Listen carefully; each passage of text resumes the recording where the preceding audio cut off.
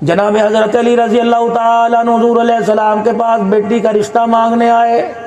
ایمانداری سے بتاؤ چاہیے والو، اللہ کے نزدیک امام الانبیاء صلی اللہ تعالیٰ علیہ وسلم سے زیادہ کس کی عزت ہو سکتی ہے؟ کتنا عالی شان گھرانہ، یقین جانو دنیا کے اعتبار سے دیکھا جائے بچھانے کو بستر کوئی نہیں، میرے عزیز و اعزاز کے اعتبار سے دیکھا جائے تو آج بھی 70,000 فرشتہ حضور کے دروازے پر آ کے کھڑا ہو جاتا ہے۔ 1,40,000 فرشتہ میرے عزیز و روزانہ حضور کے روزے پر آ کر سلام کر کے جاتا ہے۔ وہ کچا سا مکان جو آج بھی کچا ہی بنا ہوا ہے، ایک کھٹڑا اس پورے گھر کے اندر تھا، ایک گدیلا اس گھر کے اندر تھا، پانی کا مشکیزہ تھا، ہنڈیاں بھی میرے عزیزوں اس گھر کے اندر تھی، برتن بھی اس گھر میں تھا، چولہا بھی ایسا تھا جس میں 4 مہینے آگ ہی نہیں جلا کرتی تھی۔ آخری وقت آیا سرکار مدینہ روح قلب و سینہ صلی اللہ تعالی علیہ وسلم کا، آپ علیہ السلام نے غسل کرنے کی فرمائش فرمائی۔ یقین جانو جس گھر کے اندر سیدہ عائشہ بیاہ کے آئی تھی، رحمت والے نبی کو غسل دینے کے لیے اس گھر کے اندر برتن ہی کوئی نہیں تھا۔ جناب حفصہ رضی اللہ تعالی عنہا کا دروازہ کھٹکھٹایا کہ حفصہ اپنے گھر کا برتن عائشہ کو دے دے، اس برتن کے اندر بٹھا کے کملی والے کو آخری مرتبہ غسل دینا ہے۔ مر گئے مکان بنا بنا کر، ایک بنایا دوسرے کی خواہش ہے، دوسرا بنایا تیسرے کی خواہش ہے، نتیجہ کیا نکلا؟ ایک میں بھی رہنا نصیب نہ ہوا، بچے گاؤں چھوڑ کے شہر چلے گئے۔ جو مکان میرے عزیزو ہاتھ کی کمائی سے محنت کر کے کمایا تھا، جاؤ جا کے دیکھ لو ان مکانوں کے باڑے بن گئے، گائے بھینسیں بندھی پڑی ہیں۔ جناب حضرت علی رضی اللہ تعالیٰ عنہ رشتہ لینے کے لیے سرکار مدینہ صلی اللہ تعالیٰ علیہ وسلم کے پاس تشریف لائے، اور آپ حضرات کو یہ بھی بتلا دوں، اگر بیٹی جوان ہو جائے، باپ رشتے کا تقاضا کر دے، کسی کے گھر، بھائی کے گھر، مامے کے گھر، چاچے کے گھر، اگر باپ یہ جا کے کہہ دے میری بیٹی جوان ہو گئی، تیرا بیٹا جوان ہے، کیا خیال ہے؟ خدا پاک کی قسم اس میں بھی میرے عزیزوں کوئی ایسی بات نہیں کہ برادری کیا کہے گی، رشتہ دار کیا کہیں گے۔ فرمایا اگر جوان ہو جائے تو باپ کو چاہیے خود بیٹی کا رشتہ تلاش کر، ورنہ پھر روئے گا اگر بیٹی کا غلط قدم اٹھ گیا۔ امیر شریعت اللہ صاحب بخاری رحمت اللہ علیہ کے سامنے سے ایک نوجوان چھوری گزری، ایک لڑکی گزری، شاہ جی رحمت اللہ نے بچی کو دیکھا کہ تیرا باپ کہاں ہے؟ پیچھے باپ دوڑتا آیا، شاہ جی نے فرمایا سے گھر بٹھا، نیک رشتہ تلاش کر کے اس کی شادی کر دے۔ حضرت جی رحمت اللہ علیہ سے کہنے لگا شاہ جی ابھی تو اس کے دودھ کے دانت نہیں ٹوٹے۔ آپ نے فرمایا شرم کر، جب اس کے دودھ کو کسی کتے نے منہ مار لیا تو منہ دکھانے کے قابل نہیں ہوگا۔ حضرت علی رضی اللہ تعالیٰ کا شانہ نبوت پر سرکار کے گھر رشتہ لے کے آ گئے۔ حضرت ابوبکر بھی تو کہہ سکتے تھے، حضرت عباس بھی تو چاچا کہہ سکتا تھا، حضرت عقیل بھائی بھی تو آ سکتے تھے، لیکن میرے نبی نے بھی اس رسم و رواج کو توڑ دیا۔ اگر لڑکا خود شادی کا تقاضا کر دے تو عیب کوئی نہیں، تم دنیا کی کتابوں میں نہ دیکھنا، اللہ اکبر حجرہ نبوت کو دیکھنا جو علی فاطمہ کا رشتہ لینے کے لیے کھڑا ہوا ہے۔ جناب عبد الرحمن بن عوف مدینے کا امیر ترین تاجر ہے، جو دروازے پہ کھڑو کے دعا کر رہے اللہ اپنے نبی کے دل میں ڈال دے کہ تیرا نبی علی کو رشتے کا انکار نہ کرے۔ سیدنا صدیق اکبر رضی اللہ تعالیٰ عنہ، عمر رضی اللہ تعالیٰ عنہ سفارشی بن کے آ گئے اور کہنے لگے یا رسول اللہ علی دیکھا بھالا بچہ ہے اور فاطمہ بھی غیر کوئی نہیں اپنی بیٹی ہے، اگر آپ ہمیں اپنے وزیر سمجھتے ہو، اپنے خاص سمجھتے ہو تو کملی والے خاصوں سے مشورہ لیا جاتا ہے، لیکن آپ کو مشورہ لینے کی ضرورت نہیں۔ کملی والے ہماری عرض ہے، ہماری تمنا ہے، ہماری بنتی ہے، کملی والے اپنی بیٹی کا ہاتھ علی کے ہاتھ میں دے دے، علی کی ہر قسم کی ہم گارنٹی دے رہے ہیں۔ کہاں گیا وہ کتے کی طرح بھونکنے والا جو آج کہتا ہے اللہ اکبر علی کی بیوی کا یہ باغ کھا گئے، علی کے گھر کا سامان کھا گئے۔ خدا پاک کی قسم ہے نبی تو رشتہ دینے کے لیے سر جھکا کے بیٹھے تھے، اللہ کے نبی کے آگے ہاتھ جوڑنے والے صدیق اکبر عمر رضی اللہ تعالیٰ عنہ تھے۔ اگر یہ رشتہ کروانے میں مدد کر سکتے ہیں تو بے وقوف تجھے کس نے کہہ دیا ان لوگوں نے تیرے نبی کی بیٹی کا گھر اجاڑا تھا؟ سرکار مدینہ صلی اللہ تعالیٰ علیہ وسلم اٹھ کے حجرے مبارک میں تشریف لے گئے۔ سیدہ فاطمہ الزہرا آٹا گوندھ رہی تھی، آپ نے فرمایا فاطمہ اہم مشورہ کرنا ہے، میرے چاچے کا بیٹا دروازے پہ کھڑا ہے، یہ وہ چاچا ابا چھوڑ کے چلا گیا تھا، بچپن میں جو انگلی پکڑ کے چلا کرتا تھا، یہ وہی چاچا جس نے کلمہ تو نہیں پڑھا لیکن یوں کہہ دیا تھا جا محمد تجھے آج کے بعد پریشان کوئی نہیں کرے گا، کلمہ تو پڑھ لیتا لیکن برادری میرا کیا کہے گی۔ اس چاچے کے ساتھ حضور کو اتنا اتنا پیار تھا، آپ نے فرمایا چاچا حرم کعبہ میں جا کر، بیت اللہ میں جا کر، مکے کی گلیوں میں جا کر کلمہ نہ پڑھ، چاچا بستر پہ لیٹ کے میرے کان میں کلمہ سنا، قیامت کے دن میدان محشر میں تیری طرف سے کلمہ سنا دوں گا۔ فاطمہ اللہ کی طرف سے تجھے خود مختاری ملی، تو نہ کر یہاں کر، لیکن نیک بھی بیٹیاں نہ نہیں کیا کرتی، ماں باپ کی مرضی کے مطابق کام کیا کرتی ہیں۔ اور ماں باپ کو بھی چاہیے، آج گھر کیوں نہیں بستے؟ تم 8-8 سال لگا کر، 6-6 سال لگا کر بچیوں کو عالمہ بناتے ہو، اور ایسے آدمی کے ساتھ ڈولی اٹھوا دیتے ہو جس نے کبھی زندگی میں نماز ہی نہ پڑھی ہو، کیسے گھر بسے گا؟ ماں باپ کے گھر میں تھی، بیٹی درس قرآن دیا کرتی تھی، بچوں کو قرآن کریم کی تعلیم دیا کرتی تھی، سسرال میں گئی، ساس سسر سے لے کر، دیور جیٹھ سے لے کر، نند بھانجوں سے لے کر، شوہر سے لے کر، کسی نے نماز کا سجدہ نہ کیا۔ بتا جس گھر کے اندر عبادات کے طریقے چھوڑ کے گئی، بے نمازیوں کے گھر کے اندر اس تیری روحانی بیٹی کو کیسے سکون ملے گا؟ یوں نہ کہا کرو گھر کی کھیتی ہے، گھر کا جانور ہے، جس مرضی کھونٹے کے ساتھ باندھ دو۔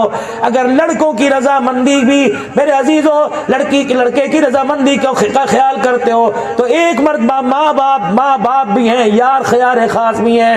ماں اپنی بیٹی سے پوچھ لے، بیٹی تیرا میں رشتہ فلانی جگہ کرنے لگی ہوں، بیٹی تجھے اعتراض ہے تو بتا، ورنہ تجھے کوئی پسند ہے میں اس کے بارے میں اللہ سے مشورہ کر لوں گی، اس کے بارے میں اللہ سے استخارہ کر لوں گی۔ ہاں آج کی ماں کو پتہ ہے بریا روڈ میں، آج کی ماں کو پتہ ہے چائی مل میں، آج کی ماں کو پتہ ہے ہلانی کے اندر، شکر کے اندر کون تعویذ دیتا ہے۔ خدا کی قسم اسے تعویذ دینا تو آتا ہے، اللہ سے مشورہ کر کے استخارہ کرنا نہیں آتا ہے۔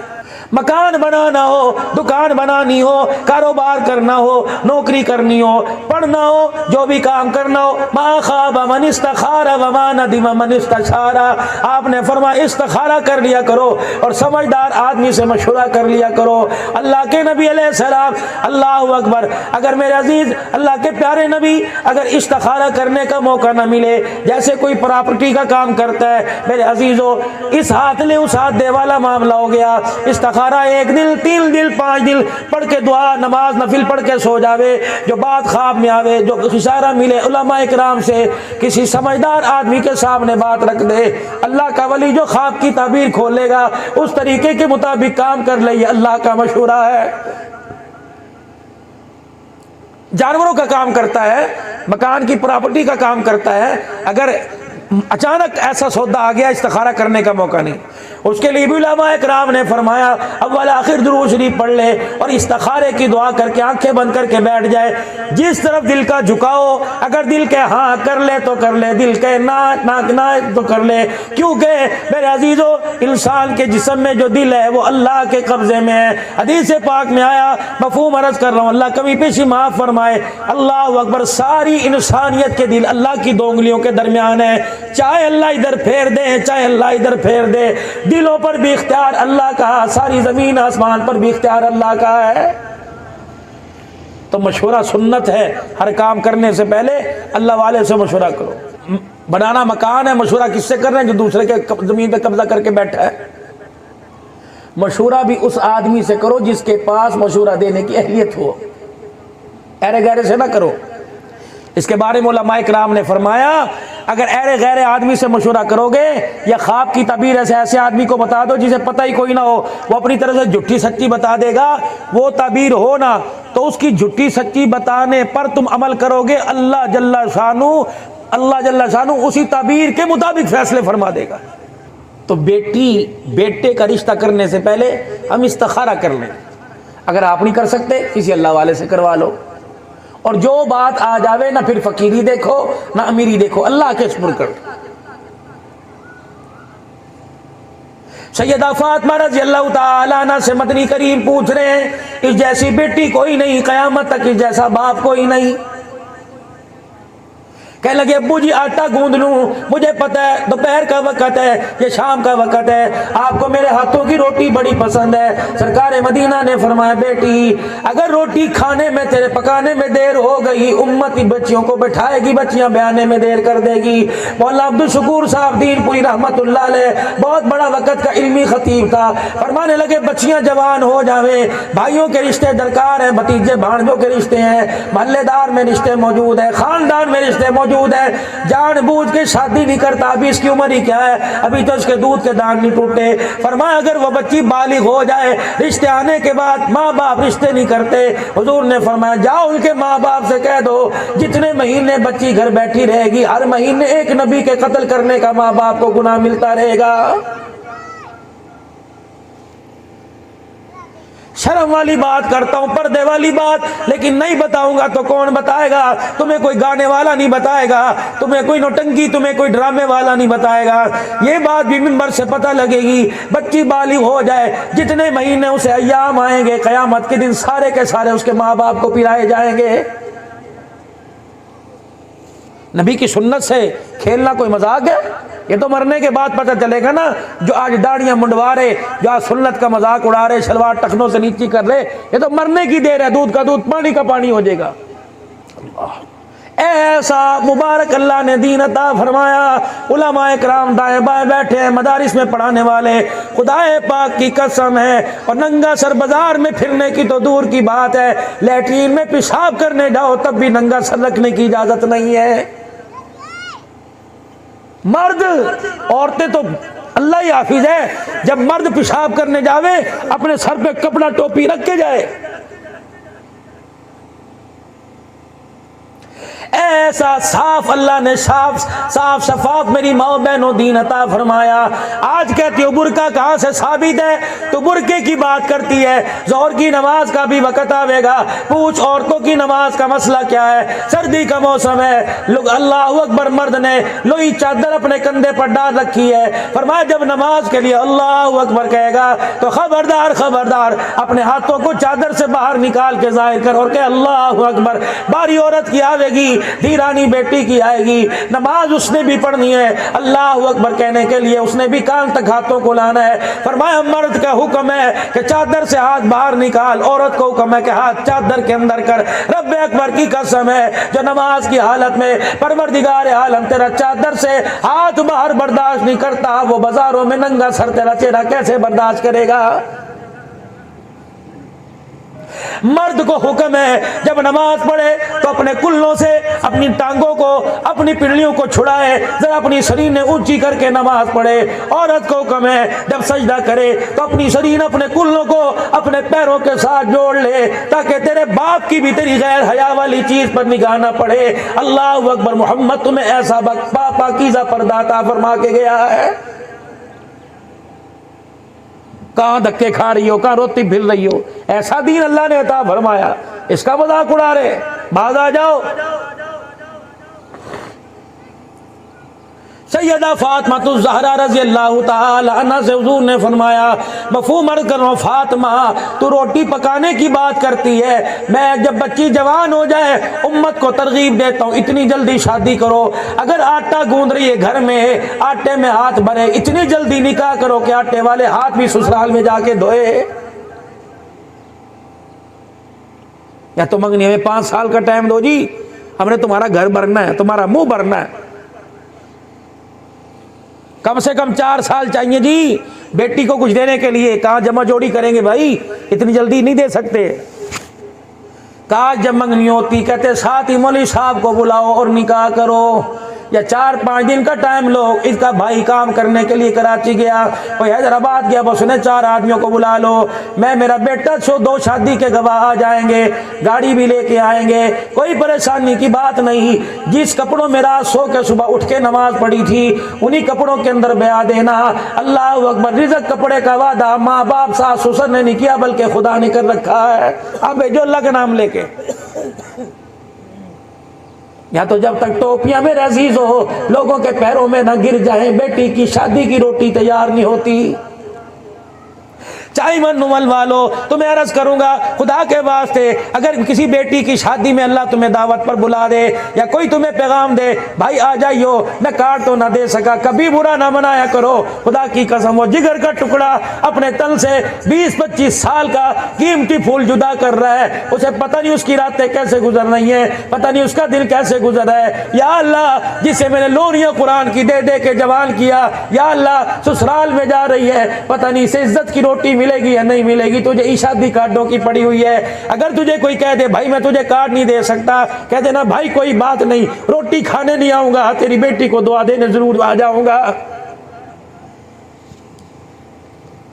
اگر کارڈ کے اوپر لکھا ہو ایک آدمی کی دعوت تو خدا کے واسطے موٹر سائیکل پر 2 بیٹھ کے نہ جایا کرو، بلکہ باپ کو کہہ دو، بیٹے کو کہہ دے بیٹا شادی ہال کے سامنے روٹی جہاں چل رہی ہے وہاں جا کے مجھے اتار کے آ جا اور چلا جا۔ کتنے معذور ہیں میری طرح جن کے گوڈوں میں درد ہے، 20-25 آدمی، کوئی بیٹے کے ساتھ آوے گا، کوئی یار کے ساتھ آوے گا، کوئی دوست کے ساتھ آوے گا، اس نے 2 آدمیوں کی دعوت کی، 25 آدمی زیادہ آ کے بیٹھ گئے، خدا کی قسم پھر وہ شرماتا اور گھبراتا پھرے گا، چھپتا پھرے گا، دیگوں پہ کل اللہ پڑھ کے لم نشرہ پڑھ کے پھونک کے مارے گا۔